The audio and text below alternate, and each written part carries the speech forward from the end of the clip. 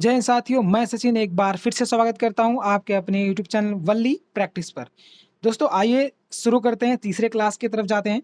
और जो टॉपिक चल रहा था साउंड यानी ध्वनि, उसका आज लास्ट क्लास होगा।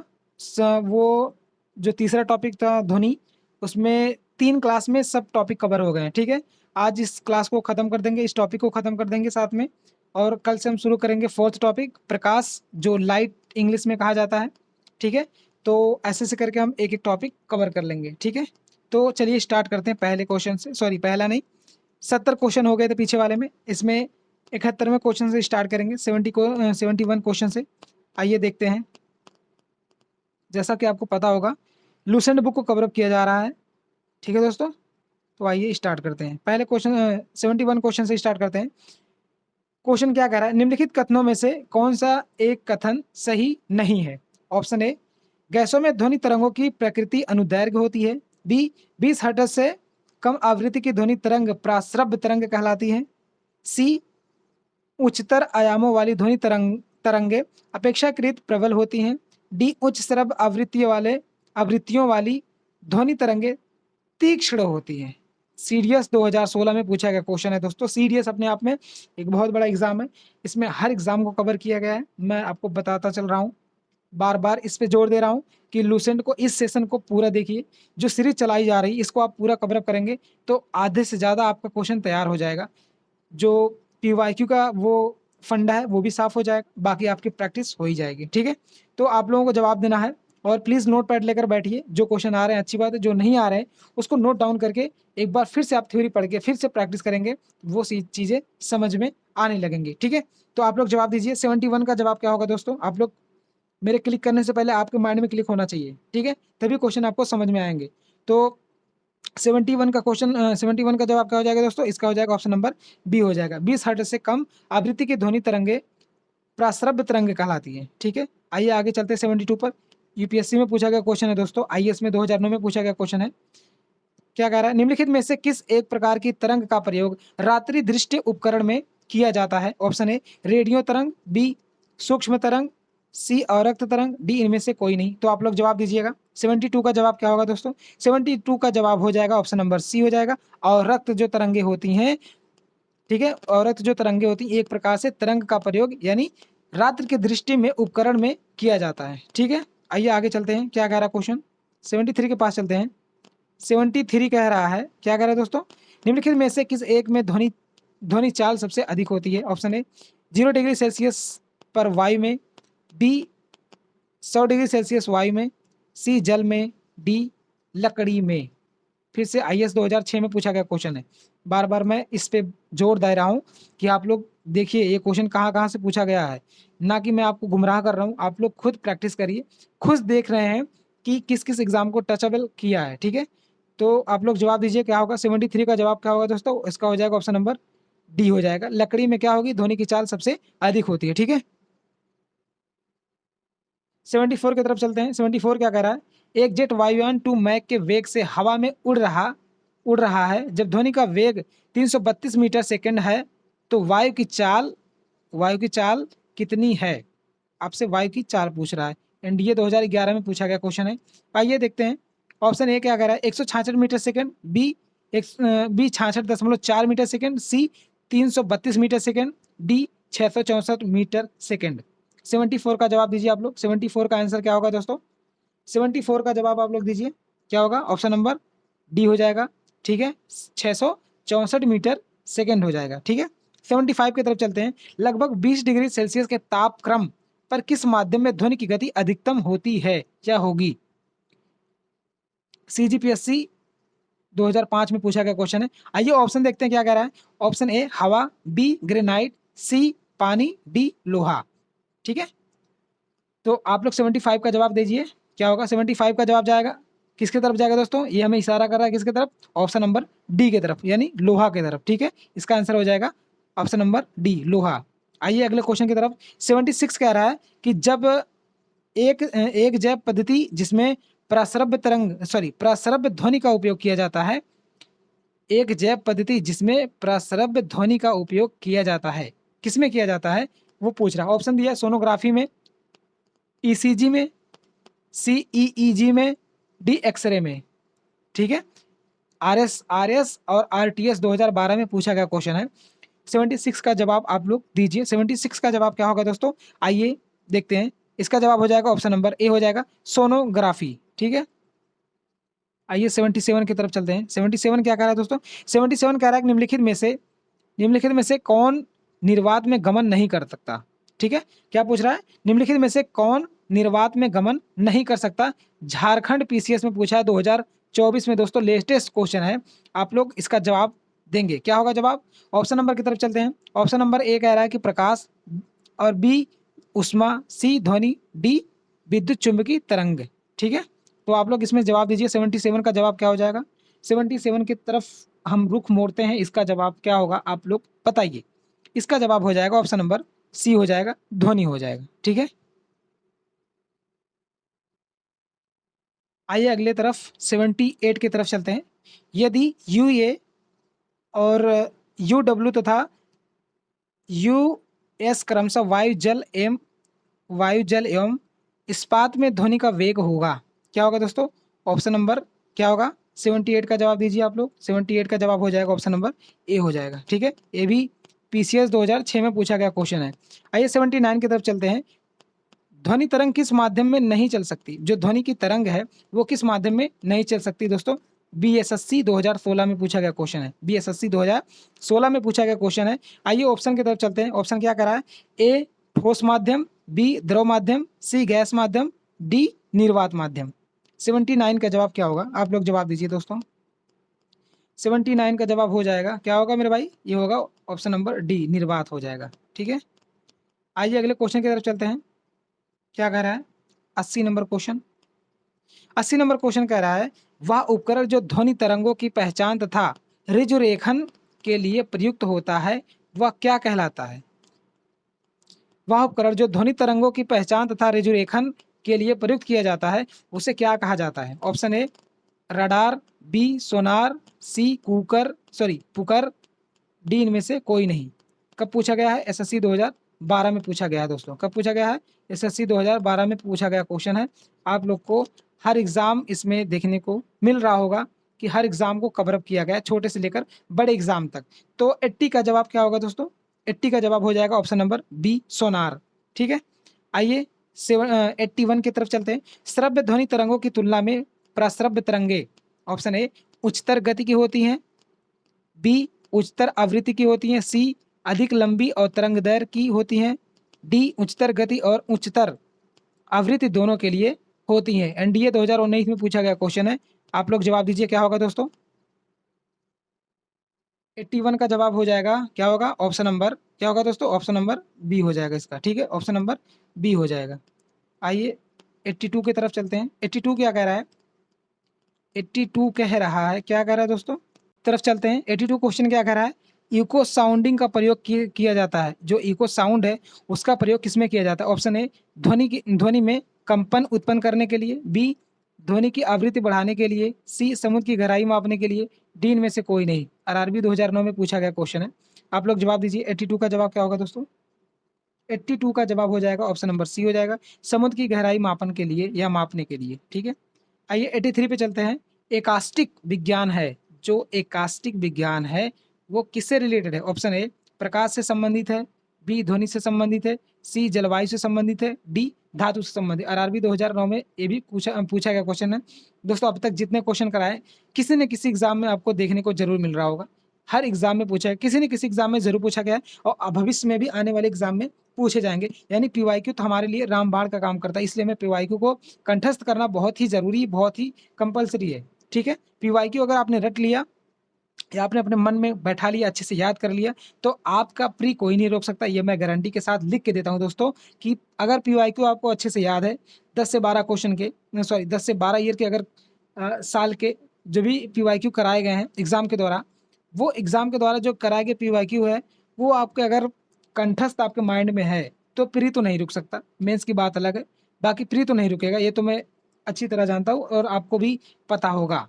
बट ऐसा करते कोई नहीं है, बस मोटी मोटी बुकों के पीछे भागते हैं। PYQ को हम याद नहीं करते हैं, PYQ खोल के देखते नहीं, बस टेस्ट सीरीज लेके दे दो, टेस्ट सीरीज लेके दे दो और मोटी मोटी किताबें लेके दे दो। क्या मोटी मोटी किताबें ला के दे दो, तो उसमें क्या है, बंदा बहक जाता है। जब आप किसी रास्ते पे चलेंगे, जब रास्ता सही नहीं होगा तो आपको भटकाव नजर आएगा। तो हमें भटकना नहीं है, हमें अपने सिलेबस प्लस पीवाईक्यू के अकॉर्डिंग चलना है, जिससे हमें अपनी मंजिल पर पहुंचने में आसानी हो। ठीक है, 83 का जवाब क्या होगा दोस्तों? आइए ऑप्शन की तरफ चलते हैं, ऑप्शन पे नजर डालते हैं क्या कह रहा है। प्रकाश ए से संबंधित है, प्रकाश से संबंधित, और बी ध्वनि से संबंधित, सी जलवायु से संबंधित, डी धातु से संबंधित। आरआरबी 2009 में पूछा गया क्वेश्चन है, तो आप लोग 83 का जवाब दीजिए। 83 का जवाब हो जाएगा ऑप्शन नंबर बी, हो जाएगा ध्वनि से संबंधित। 84 की तरफ चलते हैं। मनुष्य के लिए मानक ध्वनि स्तर क्या होता है? जो मनुष्य के लिए ध्वनि होती है, जो हम लोग सुनते हैं, उसका मानक स्तर क्या होता है? Option A 90 decibel, B 60 decibel, C 120 decibel, D 100 decibel. RSRTS 2012 में पूछा गया क्वेश्चन है। 84 का जवाब क्या हो जाएगा दोस्तों? 84 का जवाब हो जाएगा ऑप्शन नंबर बी, हो जाएगा। जो 60 डेसिबल होता है वो मनुष्य के लिए मानक ध्वनि स्तर होता है। ठीक है, 85 की तरफ चलते हैं। निमग्न वस्तुओं का पता लगाने के लिए प्रयुक्त किए जाने वाले उपकरण को क्या कहते हैं? ऑप्शन ए रडार कहते हैं, बी सोनार, सी क्वासर, डी स्पंदक। स्पंदक एसएससी 2012 में पूछा गया क्वेश्चन है। एसएससी 2012 में पूछा गया क्वेश्चन। 85 का जवाब आप लोग दीजिए। 85 का जवाब क्या हो जाएगा? 85 का जवाब हो जाएगा सोनार, ऑप्शन नंबर बी राइट हो जाएगा। 86 की तरफ चलते हैं। ध्वनि के संदर्भ में निम्नलिखित कथनों में कौन सा सही नहीं है? दोस्तों ये लास्ट में क्वेश्चन के जब हम क्वेश्चन पढ़ते हैं तो इसमें ये जो नहीं का शब्द दिया गया है, इसमें हम बहुत सारी गलतियां कर देते हैं, आते हुए क्वेश्चन को गलत कर देते हैं। क्यों? क्योंकि हम क्वेश्चन को सही से पढ़ते नहीं। सबसे पहले क्वेश्चन को अच्छे से पढ़ें, चाहे वो क्वेश्चन आता हो या ना आता हो, फिर भी आप क्वेश्चन को पहले अच्छे से पढ़ें। तो अच्छे से पढ़ने में हमको ये फायदा होगा कि कौन सा सही है, कौन सा गलत है। यहाँ हम जब देख लेंगे तो क्वेश्चन से हमारा भटकाव नहीं होगा। अन्यथा हम अगर इसको देखते नहीं तो थोड़ी सी पढ़ते हैं, सीधे ऑप्शन पे जाते हैं, तो आधे हुए क्वेश्चन, सिंपल से क्वेश्चन गलत हो जाते हैं। तो हमें ये नहीं करना, इस चीज़ से बचना है। ऑप्शन क्या दिया है? ऑप्शन ने दिया आवृत्ति को हर्ट्ज में व्यक्त करते हैं, बी मानव वाक्य तंतुओं के कंपन द्वारा ध्वनि उत्पन्न करते हैं, सी ध्वनि निर्वात में संचरित हो सकती है, डी अप्रिय ध्वनियां शोर कहलाती हैं। एसएससी 2022 में पूछा गया क्वेश्चन है। एसएससी 2022 में पूछा गया क्वेश्चन है, तो आप लोग जवाब दीजिए। 86 का जवाब क्या हो जाएगा? 86 का जवाब हो जाएगा ऑप्शन नंबर सी, हो जाएगा ध्वनि निर्वात में संचरित हो सकती है। ठीक है, आइए आगे देखते हैं। 87 की तरफ चलते हैं। 87 क्या कह रहा है? 87 कह रहा है कि वायु में तापमान में परिवर्तन से ध्वनि का निम्नलिखित में से कौन सा गुण प्रभावित होता है? ऑप्शन ए तरंगदैर्घ्य, बी विस्तार, सी आवृत्ति, डी तीव्रता। तो जवाब दीजिए। एसएससी 2015 में पूछा गया क्वेश्चन है। 87 का जवाब क्या होगा दोस्तों? 87 का जवाब दीजिए आप लोग। 87 का जवाब हो जाएगा ऑप्शन नंबर सी आवृत्ति। ठीक है, आई होप आप लोगों को अच्छा फील हो रहा होगा, क्वेश्चन करने में मजा आ रही होगी। और प्रैक्टिस करने देखो मेरे भाई, जब तक आप प्रैक्टिस नहीं करोगे, आप क्वेश्चन कितनों पढ़ लो, बुक कितनों थ्योरी पढ़ लो, आप उसको रिकॉल नहीं कर पाओगे, याद करोगे भूल जाओगे। ऐसे करते करते कई साल निकल जाते हैं सबके, और निकल भी रहे हैं, फिर भी लोग जागरूक नहीं हो रहे। प्रैक्टिस सक्सेस की मेन जो प्रकाष्ठा है वो मेरे भाई प्रैक्टिस ही है। अगर आप प्रैक्टिस नहीं करोगे तो वो फिर चीज़ें पॉसिबल नहीं होगी कि एग्जाम निकाल लेंगे। तो प्रैक्टिस अभ्यास बहुत ही ज़रूरी है। ठीक है, तो आइए 88 की तरफ चलते हैं। 88 कह रहा है कि ध्वनि तरंगों का वह गुण जिसमें ध्वनि का तार तत्व निर्धारित होता है, वह है ध्वनि का या की। ऑप्शन ए आवृत्ति, बी आयाम, सी तरंग दैर्घ्य, डी आवृत्ति। सीडीएस में पूछा गया क्वेश्चन है, सीडीएस 2020 में पूछा गया क्वेश्चन है। 88 का जवाब आप लोग दीजिए। 88 का जवाब क्या होगा मेरे भाई? 88 का जवाब हो जाएगा ऑप्शन नंबर ए, हो जाएगा आवृत्ति की तरफ जाएंगे। ठीक है, ऑप्शन नंबर ए हो जाएगा। आइए आगे चलते हैं 89 पे। 89 क्या कर रहा है? निम्नलिखित में से कौन सा कथन ध्वनि के बारे में सही नहीं है? कौन सा कथन मतलब कौन सा कथन ध्वनि के बारे में सही नहीं, हमको गलत बताना है। ठीक है, ऑप्शन नंबर ए की तरफ चलते हैं। क्या कर रहा है? प्रकाश की चाल की तुलना में ध्वनि ध्वनि धीमी चाल से आगे बढ़ती है, बी शुष्क वायु की तुलना में आर्द्र वायु में ध्वनि तीव्रता से चलती है, ऑप्शन सी ध्वनि तरंग अनुप्रस्थ तरंगे हैं, डी ध्वनि तरंगे अनुदैर्घ्य तरंगे हैं। एनडीए 2020 में पूछा गया क्वेश्चन है। तो 89 का जवाब होगा क्या होगा मेरे भाई? 89 का जवाब हो जाएगा ऑप्शन नंबर सी, हो जाएगा ध्वनि तरंगे अनुप्रस्थ तरंगे होती हैं। आइए आगे चलते हैं 90 क्वेश्चन पे। ध्वनि तरंगों के प्रगमन के संबंध में निम्नलिखित कथनों में से कौन सा कथन सही नहीं, इसमें भी सही नहीं पूछा है। ये चीज हमको बार बार ध्यान रखना है, कौन सा सही पूछा है, कौन सा सही नहीं पूछा। आइए क्वेश्चन की तरफ नजर डालते हैं क्वेश्चन की तरफ। ऑप्शन नंबर ए, ध्वनि तरंगे पानी से होकर गुजर सकती हैं। जो ध्वनि तरंगे है, ऑप्शन नंबर ए कह रहा है कि जो ध्वनि तरंगे हैं वो पानी से होकर गुजर सकती हैं। ठीक है। ऑप्शन नंबर बी क्या कह रहा है, ध्वनि तरंगे हवा से होकर गुजर सकती हैं। सी, ध्वनि तरंगे इस्पात से होकर गुजर सकती हैं। डी की तरफ चलते हैं। डी कह रहा है कि ध्वनि तरंगे निर्वात से होकर गुजर सकती है। एनडीए 2020 में पूछा गया क्वेश्चन है ये भी। और 90 का जवाब क्या हो जाएगा दोस्तों, 90 का जवाब हो जाएगा ऑप्शन नंबर डी हो जाएगा। 90 का जवाब ऑप्शन नंबर डी हो जाएगा। निर्वात में क्या होगी, तरंगे गुजर सकती हैं। ठीक है। आइए आगे चलते हैं 91 की तरफ। 91 कह रहा है कि 25 डिग्री सेल्सियस कोष्टक में 77 यानी 77 फ़ारेनहाइट पर आसुत जल में ध्वनि की अनुमानित गति कितनी होती है। एसएससी 2020 में पूछा गया क्वेश्चन है दोस्तों। हर एग्जाम में कोई ना कोई, अभी तक आप कोई नहीं क्वेश्चन देखे होंगे कि जो किसी एग्जाम में पूछा ना गया हो। तो आइए ऑप्शन की तरफ चलते हैं। 1284 metre second, B 3980 metre second, C 1598 metre second, D 1498 metre second. ठीक है। 91 का जवाब क्या होगा दोस्तों, आप लोग जवाब दीजिए। 91 का जवाब हो जाएगा ऑप्शन नंबर डी हो जाएगा, 1498 मीटर सेकंड।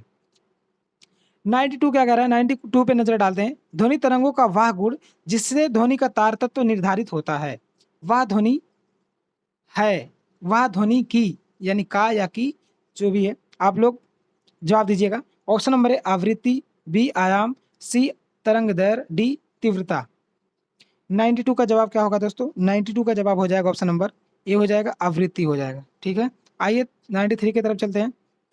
पुनरावृत्ति परावर्तनों के कारण किसी बड़े हाल में सृजित की गई ध्वनि बनी रहती है, इस परिघटना को क्या कहते हैं। जैसे कोई बड़ा सा हॉल होता है, उसमें हम जब कोई आवाज डालते हैं, यानी जब बोलते हैं, वो आवाज जो एक गूंज उठती है आवाज, वो कब तक बनी रहती है, वो घटना क्या कहलाती है। ऑप्शन ए अनुरणन, बी विक्षेपण, सी अपवर्तन, डी विवर्तन।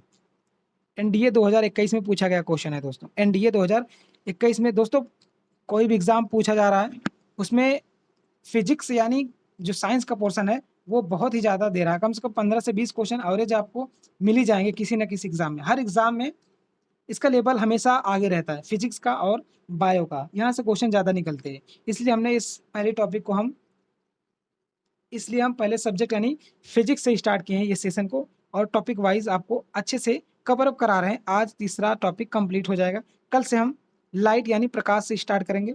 ठीक है। तो आप लोग जवाब दीजिए। 93 का जवाब क्या होगा, 93 का जवाब हो जाएगा ऑप्शन नंबर ए हो जाएगा, अनुरणन। ठीक है। आइए 95, 94, 95 दो क्वेश्चन है दोस्तों। आज के सेशन का दो क्वेश्चन और बचा है।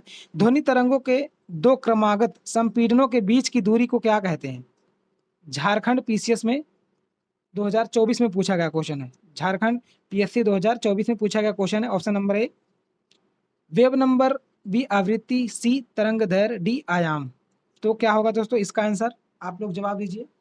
94 का जवाब हो जाएगा, क्या होगा मेरे भाई, ऑप्शन नंबर सी हो जाएगा, तरंग दैर्घ्य। आइए इस सेशन का लास्ट क्वेश्चन और अंतिम, इस टॉपिक का लास्ट क्वेश्चन और इस सेशन का लास्ट क्वेश्चन क्या कह रहा है। कोई व्यक्ति किसी खड़ी चट्टान के सामने पटाखे जलाता है और विस्फोट के 5 सेकंड बाद उसकी प्रतिध्वनि सुनाई देती है। यदि ध्वनि की चाल 340 मीटर सेकंड है तो खड़ी चट्टानों से व्यक्ति की दूरी कितनी होनी चाहिए। बहुत ही अच्छा क्वेश्चन है, सीडीएस 2023 में पूछा गया क्वेश्चन है दोस्तों। ये क्वेश्चन अपने आप में एक लेवल है, अगर आप इसकी प्रैक्टिस नहीं करोगे तो आप नहीं कर पाओगे। अच्छे अच्छे के पसीने छूट जाते हैं भाई इसमें करने के लिए। ठीक है। अगर सही से आपने थ्योरी या कवर नहीं किया है और आपने प्रैक्टिस नहीं किया है, रिवाइज नहीं किया है, तो आप क्या मजाली क्वेश्चन को टच नहीं कर पाओगे, मैं गारंटी दे सकता हूँ। इसलिए अभ्यास जरूरी है। तो इस सेशन का लास्ट क्वेश्चन, इसका जवाब क्या होगा दोस्तों, इसका जवाब हो जाएगा ऑप्शन नंबर डी हो जाएगा, 850 मीटर दूरी रहनी चाहिए। ठीक है। सीडीएस में पूछा गया क्वेश्चन है दोस्तों। सीडीएस यूपीएससी एनडीए, भाई साहब ये अपने आप में एक लेवल है। ठीक है। तो इसलिए हमें अभ्यास करते रहना है। अगर हमें सफलता पानी है तो सफलता के पीछे थोड़ा सा मेहनत जरूर करना पड़ता है, त्याग करना पड़ता है दोस्तों। एक सफल व्यक्ति बनने के लिए बुरे चीज़ों को छोड़ना बहुत ज़रूरी है। ठीक है। तो आज का ये सेशन यहीं तक। और पहला टॉपिक क्या था दोस्तों, मैकेनिक था। दूसरा क्या था, दूसरा टॉपिक ऊष्मा था, तीसरा साउंड यानी ध्वनि था। ये 3 टॉपिक हम लोग अच्छे से कवर कर लिए हैं। सभी के प्लेलिस्ट बना दी गई है, जा करके आप एक-एक टॉपिक वाइज़ आप अपना अभ्यास कर सकते हैं। हमें टेस्ट सीरीज़ के पीछे बहुत ज़्यादा नहीं भागना है, ठीक है? और हमें पीवाईक्यू पे सबसे ज़्यादा कमांड हमारा पीवाईक्यू पे होना चाहिए। अगर पीवाईक्यू पे आपका कमांड हो गया तो कोई माई का लाल रोक नहीं सकता दोस्तों, ये मैं चैलेंज के साथ कहता हूँ, ठीक है? पीवाईक्यू पे कमांड बनाइए, प्री अपने आप निकल जाएगा। आप लोग भागते हैं इधर-उधर, भागने की ज़रूरत नहीं। बस पीवाईक्यू कमांड बनाइए और अपने सोर्स को मेंटेनेंस रखिए और किसी भी सब्जेक्ट को पढ़ने के लिए केवल एक सोर्स ज़रूरी है, ना कि हम मल्टीपल सोर्स लें। एक सोर्स को मल्टीपल बार रिवाइज़ करें, वही सबसे बढ़िया रामबाण है। उसके साथ पीवाईक्यू को लगाना ना भूलें, ठीक है? तो दोस्तों कल हम फिर से स्टार्ट करेंगे अगले टॉपिक को, प्रकाश यानी लाइट, और आज ऐसे-ऐसे करके हम सब कवर कर लेंगे। इसके बाद जो आप कहेंगे उस सब्जेक्ट को हम स्टार्ट करेंगे, ठीक है? तो आज के सेशन बस यहीं तक दोस्तों, कल मिलते हैं फिर से इसी टाइम, इसी सेशन के साथ, इसी क्लास के साथ। तब तक के लिए जय हिंद, वंदे मातरम।